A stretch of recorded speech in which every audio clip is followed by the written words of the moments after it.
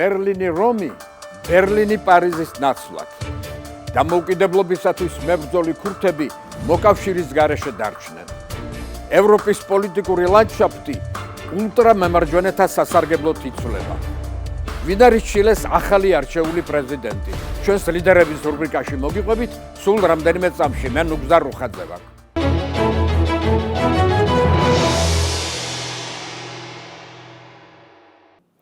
გამარჯობა. გერმანია და საფრანგეთი ერთად ევროპის ძრავაავო, ასე ამბობენ. ამიტომ ევროკავშირისთვის ამ ორ ქვეყანას შორის ჰარმონიული ურთიერთობა ძალიან მნიშვნელოვანია.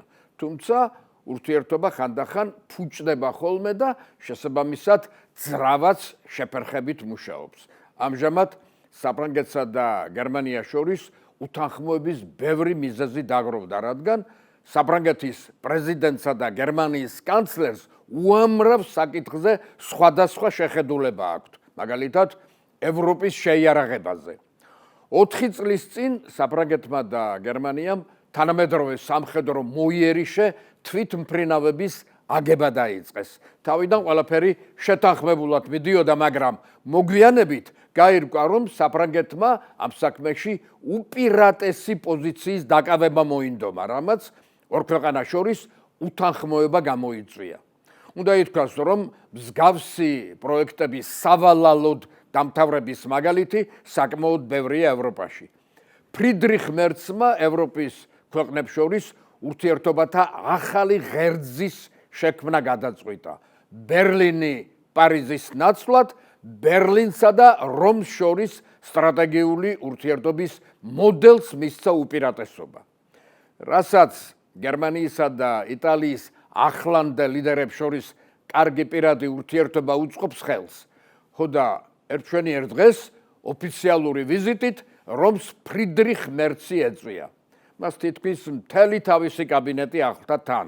შეხვედრის დროს ფრიდრიხ მერცმა და ჯორჯა მელონიმ ორმხრივი სტრატეგიული თანამშრომლობის ერთობლივ სამოქმედო გეგმას მოაწერეს ხელი.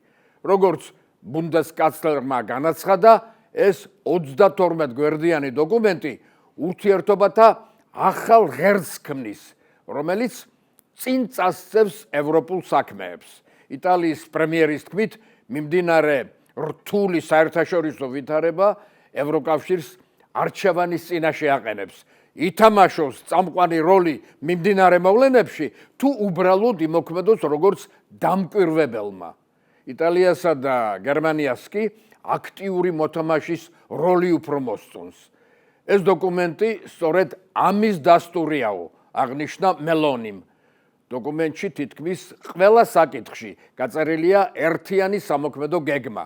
აღნიშნულია, რომ ევროპამ მძიმე რეგულაციები უნდა შეამციროს და უფრო კონკურენტუნარიანი გახდეს. გეგმის ერთ-ერთი მთავარი პუნქტი ევროპის შეიარაღების საკითხია, რაშიც იტალია და გერმანია ისედაც დიდი ხნის პარტნიორები არიან. გერმანულ რაინმეტალსა და იტალიურ ლეონარდოს უკვე აქვთ ერთობლივი საწარმო ტანკებისა და სხვა სამხედრო ტექნიკის შესაქმნელად. ამას ადასტურებს 7 ორმხრივი შეთანხმება და ვალდებულება თავდაცვისა და უსაფრთხოების სფეროში მჭიდრო თანამშრომლობის შესახებ, რომელიც მოიცავს ერთობლივ პროექტებს ავიაციის, სარაკეტო და საზღვაო თავდაცვის, ასევე წყალქვეშა ნავების მშენებლობაში. შეხვედრაზე გადაწყდა, რომ წელიწადში ორჯერ ორი ქვეყნის საგარეო და თავდაცვის მინისტრები საკონსულტაციო შეხვედრებს გამართავენ. შეთანხმდნენ, რომ გერმანიისა და იტალიის მმართველი პარტიები ევროპარლამენტში უფრო მჭიდროდ ითანამშრომლებენ. შეხვედრაზე ფრიდრიხ მერცმა ხაზი გაუსვა, რომ იტალიის პრემიერ-მინისტრის პოზიტიური ჩარევის გარეშე ბევრი საკითხი ვერ გადაწყდებოდა. როგორც პრესამ აღნიშნა, გერმანიის ლიდერმა მერკოსურსა და ტრამპთან ურთიერთობის საკითხი იგულისხმა. მოგეხსენებათ, მერკოსური ლათინური ამერიკის სამხრეთ ქვეყნების საერთო ბაზარს წარმოადგენს, რომელთანაც შარშან ევროკავშირმა ხელშეკრულება გააფორმა, თუმცა დოკუმენტის რატიფიკაციას საფრანგეთი უშლიდა ხელს, რადგან ფრანგი ფერმერები ამ ხელშეკრულების წინააღმდეგი იყვნენ. ევროპარლამენტმა მხოლოდ მელონის ჩარევით გადაწყვიტა ეს საკითხი დადებითად. რაც შეეხება ტრამპთან ურთიერთობას, აქაც ჯორჯა მელონი უფრო მოქნილად იქცევა, ვიდრე ევროპის სხვა ქვეყნის ლიდერები. ამერიკის პრეზიდენტთან ურთიერთობაში ის უფრო დამაჯერებლად მოქმედებს, ვიდრე სხვები. როგორც თავად მელონიმ განაცხადა, მას ტრამპთან ურთიერთობაში არჩეული აქვს არა მლიქვლენური, არამედ ჩვეულებრივი რბილი ტონი. მაგალითად, მელონიმ საკმაოდ გასაგებად აუხსნა ამერიკის პრეზიდენტს, თუ რატომ ვერ გაწევრიანდება ტრამპის მიერ შექმნილ მშვიდობის საბჭოში. მოკლედ, გერმანიამ ფსონი არა საფრანგეთზე, არამედ იტალიაზე დადო. ადრე მელონის და მის პარტიას პროფაშისტურს ეძახდა. ახლა როგორც ჩანს, გერმანიის ლიდერი მიხვდა, რომ ფსევდო ლიბერალური ნარატივი უნდა დათმოს და რეალობას პირდაპირ შეხედოს თვალებში.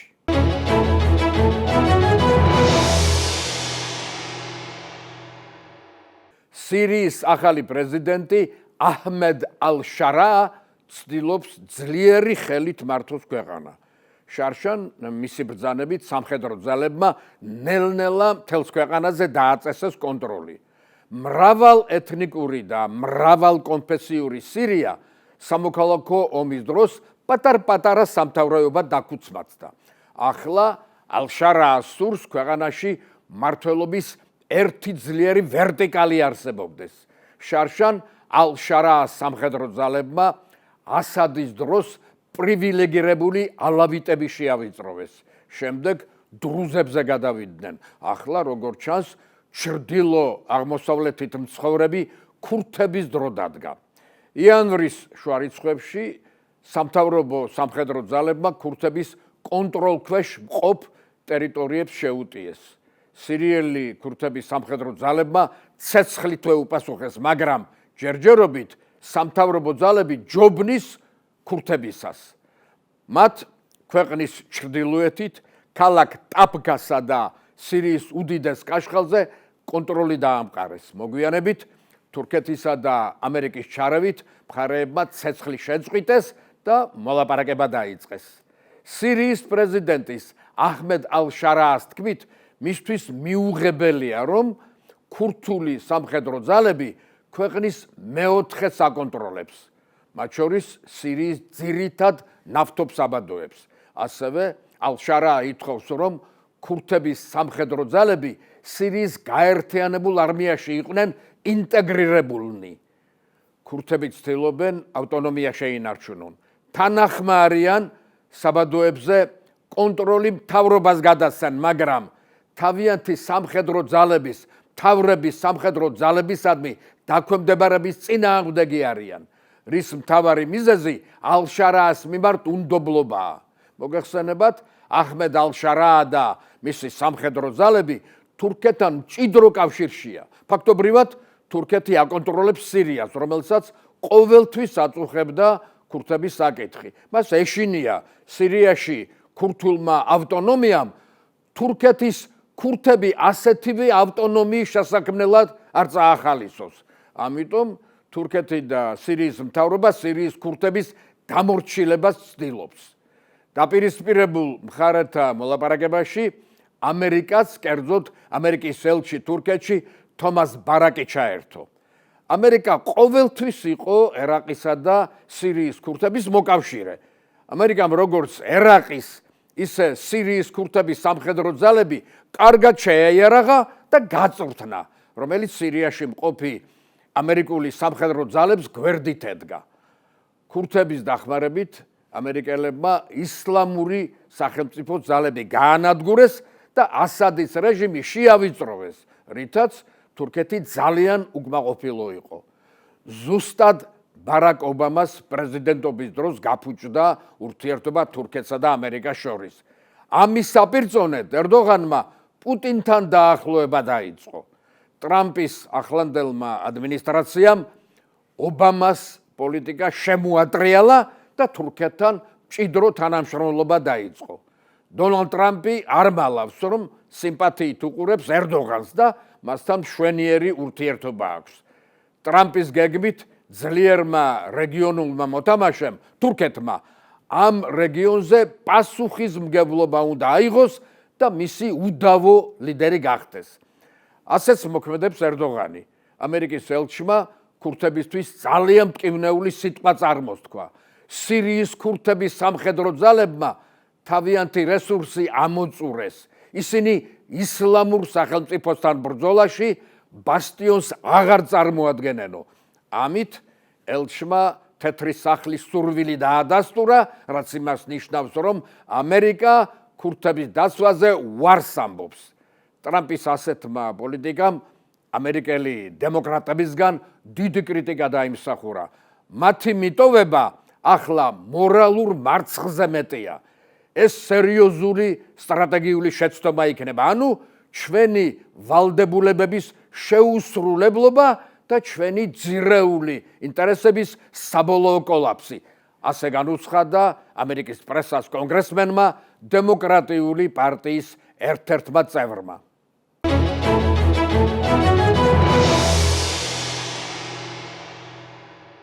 ოცდამეერთე საუკუნეში ევროპის პოლიტიკური ლანდშაფტი საგრძნობლად შეიცვალა. შეინიშნება ძველი ტრადიციული პარტიების კრიზისი, რამაც ბოლო რამდენიმე ათწლეულში ულტრა მემარჯვენე პოლიტიკურ ძალებს მისცა მეტი გასაქანი. მიზეზად ის სახელდება, რომ ევროპელი ამორჩეველი პოლიტიკოსებისგან მეტ ყურადღებას ითხოვს, მაგრამ ევროპის ძველ პოლიტიკურ ელიტას ხალხის პრობლემების წაყრუება დასჭამდა. ტრადიციული პარტიებისგან განსხვავებით, ულტრამემარჯვენეები ყურადღებით უსმენენ ამორჩეველს, რაც მათ პოპულარობას თვალსა და ხელშუა ზრდის. და პირიქით, ტრადიციული პარტიების პოპულარობა ნელ-ნელა უკან იხევს. ასეთი სურათია საფრანგეთში, ნიდერლანდებში, გერმანიაში, იტალიასა და ევროპის სხვა ქვეყნებში. კრიზისი დიდ ბრიტანეთსაც მისწვდა.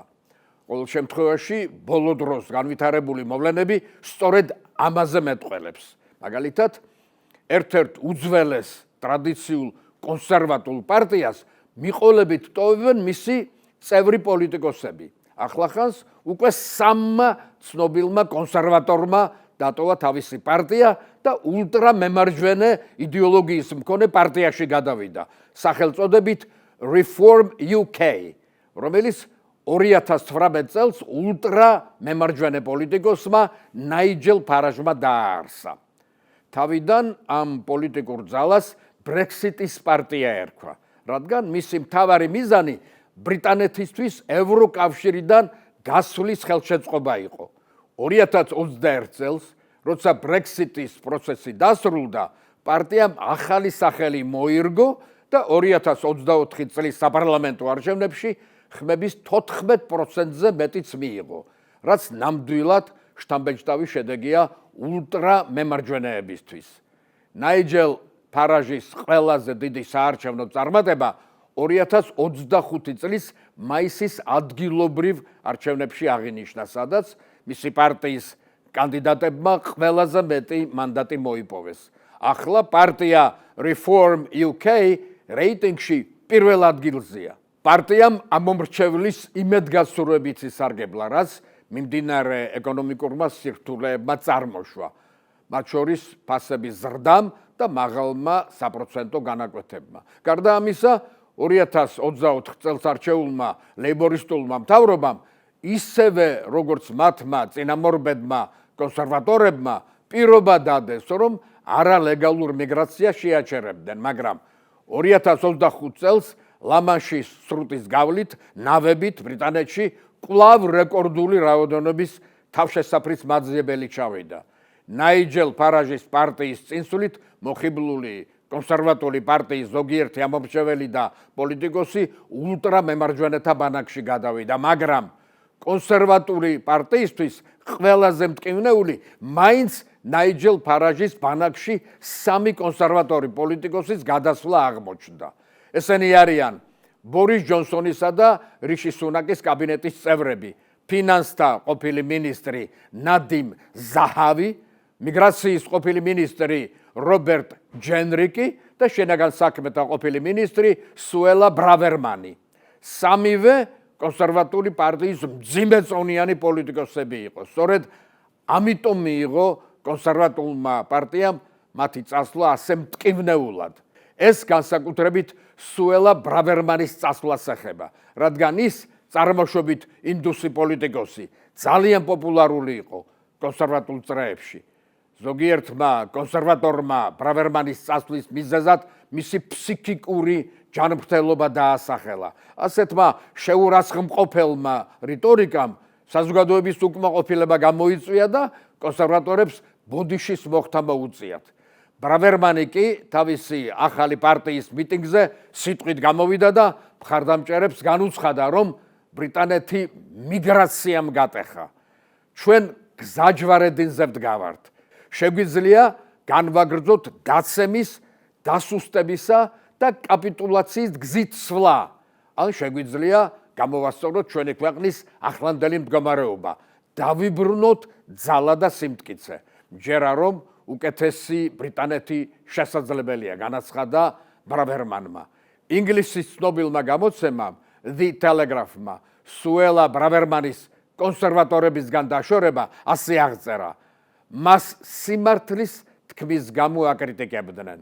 ამ დროს ბრიტანეთის შინაგან საქმეთა ყოფილი მინისტრი ჭეშმარიტად კონსერვატული ღირებულებების მომხრეა, მაგრამ კონსერვატულმა პარტიამ ამ მომრჩეველთან კავშირი დაკარგა. სწორედ ამიტომ წავიდა ის. ჩილეს ახალი არჩეული პრეზიდენტი ჰყავს. ეს გახლავთ 60 წლის ულტრამემარჯვენე კონსერვატორი ხოსე ანტონიო კასტი. ის გასული წლის დეკემბერში აირჩიეს. ხოსე ანტონიო კასტი ჩილეს დედაქალაქ სანტიაგოში გერმანელი ემიგრანტების ოჯახში დაიბადა.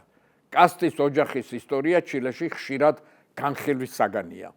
ხოსე ანტონიოს დედმამა გერმანიის ცნობილი მიწის ბავარიის მკვიდრები იყვნენ. მამა მიხეილ კასტი ნაცისტური პარტიის წევრი და ვერმახტის ლეიტენანტი იყო. ომის დამთავრების შემდეგ გერმანიის დენაციფიკაციის დროს კასტებმა, როგორც ნაციზმის მიმდევრებმა, ლათინურ ამერიკაში სამუდამოდ დასახლება გადაწყვიტეს. 1950 წელს კასტების ოჯახი ჩილეს დედაქალაქის მახლობლად დასახლდა, სადაც მათ 10 შვილი შეეძინათ. ოჯახს ძეხვეულის წარმოების წარმატებული ბიზნესი ჰქონდა. ხოსე ანტონიო და მისი ოჯახი დიქტატორის აუგუსტო პინოჩეტის მხურვალე მომხრეები იყვნენ. მისი უფროსი ძმა მიგელ კასტი 80-იან წლებში სხვადასხვა დროს პინოჩეტის მთავრობის სოც-უზრუნველყოფის მინისტრი და ეროვნული ბანკის დირექტორი იყო. ხოსე ანტონიო კასტმა სანტიაგოში გერმანული სკოლა დაამთავრა და ჩილეს კათოლიკური უნივერსიტეტის სამართლის ფაკულტეტზე განაგრძო სწავლა. სტუდენტობის დროს ხოსე ანტონიო აქტიურად იყო ჩართული ქვეყნის პოლიტიკურ ცხოვრებაში. ის პინოჩეტის მომხრეების ახალგაზრდული ორგანიზაციის წევრი იყო. პინოჩეტის მიერ ქვეყნის მართვის გაგრძელება არ გაგრძელების შესახებ 1988 წლის რეფერენდუმში ხოსე ანტონიო პინოჩეტის მომხრეების კამპანიის აქტიური წევრი იყო. 1990 წელს მან თავისი იურიდიული ფირმა დააარსა. ის იურისტად მუშაობდა და უნივერსიტეტში ასწავლიდა. გარდა ამისა, ოჯახის კუთვნილი უძრავი ქონების კომპანიის დირექტორიც იყო.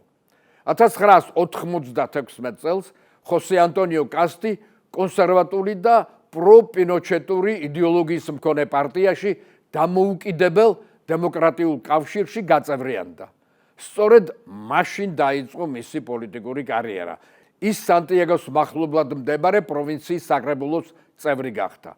2002 წელს ხოსე ანტონიო კასტი ჩილეს პარლამენტის წევრად აირჩიეს, სადაც ოჯახის საკითხთა, განათლების, კულტურისა და სპორტის კომიტეტის წევრი იყო. 2012 წელს ის თავისი პარტიის პრეზიდიუმის წევრად და 2 წლის შემდეგ პარტიის გენერალურ მდივნად აირჩიეს, მაგრამ 4 წლის შემდეგ ხოსე ანტონიო კასტმა სამუდამოდ დატოვა თავისი პარტია, რადგან მისი თქმით ეს პარტია აღარ იყო ჭეშმარიტად კონსერვატული პოლიტიკური ძალა. მისი წასვლის მიზეზი კი სინამდვილეში სულ სხვა იყო. კერძოდ ის არ წყვეტდა კავშირს ძველ ნაცისტებთან და თავისი პარტიის იდეოლოგიური მიმართულების საწინააღმდეგოდ აშკარად ულტრამემარჯვენე განწყობას ამჟღავნებდა. ამის გამო 2017 წლის საპრეზიდენტო არჩევნებში პარტიამ ხოსე ანტონიო კასტი თავის კანდიდატად არ წამოაყენა. პინოჩეტის მომხრეების მხარდაჭერით ის მაინც დასახელდა პრეზიდენტობის კანდიდატად, მაგრამ არჩევნებში დამარცხდა. ხოსე ანტონიო კასტმა ახალი ულტრამემარჯვენე რესპუბლიკური პარტია დააარსა. 2021 წლის საპრეზიდენტო არჩევნებში მან კვლავ მიიღო მონაწილეობა და მეორე ტურში გავიდა. მისი მოწინააღმდეგე ახლანდელი პრეზიდენტი გაბრიელ ბორიჩი იყო. ხოსე ანტონიო კასტი ამჯერადაც დამარცხდა. ამის შემდეგ ის ჩილეს პოლიტიკური ოპოზიციის კონსერვატული ფრთის ლიდერი გახდა. 2025 წლის საპრეზიდენტო არჩევნებისთვის ჩილეს კონსერვატორებმა ხოსე ანტონიო კასტი თავის კანდიდატად წამოაყენეს. ჩილეში პრეზიდენტს მხოლოდ ერთი ვადით ირჩევენ. ამიტომ ჩილეს მემარცხენეებმა თავის კანდიდატად გაბრიელ ბორიჩი ვეღარ წამოაყენეს და მის ნაცვლად ჩილეს კომპარტიის ყოფილი წევრი მემარცხენე პოლიტიკოსი ჟანეტ ჰარა დაასახელეს. კასტმა თავისი საარჩევნო კამპანია პრეზიდენტ ბორიჩის შეცდომების განხილვაზე ააწყო. წინასაარჩევნო კამპანიის დროს კასტი ამომრჩეველს ქვეყანაში არალეგალურად მყოფი მიგრანტების მასობრივ დეპორტაციას, არალეგალური მიგრაციის კრიმინალიზაციის მესვეურთა და ნარკოტრაფიკის ლიდერებისთვის მაღალი უსაფრთხოების სრული იზოლაციის მქონე ციხეების მშენებლობას დაჰპირდა. გასული წლის 16 ნოემბერს ჩილეში საპრეზიდენტო არჩევნები შედგა, რომელშიც სხვადასხვა პარტიის 8 კანდიდატი მონაწილეობდა, თუმცა მთავარი კანდიდატები ხოსე ანტონიო კასტი და ჟანეტ ჰარა იყვნენ. ვერც ერთმა კანდიდატმა ხმების 50%-ზე მეტი ვერ დააგროვა და მეორე ტური დაინიშნა, რომელიც 14 დეკემბერს ჩატარდა. მეორე ტურში კასტმა ხმების 58% მიიღო და მმართველი კოალიციის კანდიდატი ჟანეტ ჰარა დაამარცხა. ჩილეს კონსტიტუციის მიხედვით ხოსე ანტონიო კასტის ინაუგურაცია 11 მარტს ჩატარდება, რის შემდეგ ის ჩილეს 58 მმართველი გახდება. კასტის გამარჯვება იმას ნიშნავს, რომ მას შემდეგ რაც 35 წლის წინ ქვეყანაში დემოკრატია დაბრუნდა, რადიკალ მემარჯვენეთა წარმომადგენელი პირველად შევა ჩილეს საპრეზიდენტო სასახლეში. მანამდე კი მას არჩეული პრეზიდენტი ჰქვია. საერთაშორისო არენაზე კასტის გაპრეზიდენტება ლათინურ ამერიკაში მემარჯვენე ძალების გაძლიერების კიდევ ერთი ნიშანია. მისი გეგმები უსაფრთხოების მიმართულებით საგანგებო ზომების მიღებას მოიცავს, რაც უფლება დამცველების მხრიდან კრიტიკის საგანია, თუმცა მისი მხარდამჭერებისთვის ეს არის ერთადერთი გზა, რომ ჩილემ ლათინური ამერიკის ყველაზე სტაბილური ქვეყნის სტატუსი დაიბრუნოს. შიდა პოლიტიკაში ის ასევე მკვეთრად კონსერვატულ პოზიციაზეა. ეწინააღმდეგება აბორტს გაუპატიურების შემთხვევაშიც კი. ასევე გადაუდებელ კონტრაცეფციას, განქორწინებას, ერთსქესიანთა ქორწინებასა და ევთანაზიას. ხოსე ანტონიო კასტის მეუღლე მისი სტუდენტობის მეგობარი მარია პია ადრიასოლა გახლავთ. წყვილს 9 შვილი ჰყავს. კასტების ოჯახი ღრმად მორწმუნე კათოლიკეები არიან. დღეს სულ ეს იყო, მადლობა ყურადღებისთვის. მე ნუგზარ უხაძე ვარ და მომავალ შაბათს ისევ შევხვდებით ერთმანეთს. ნახვამდის.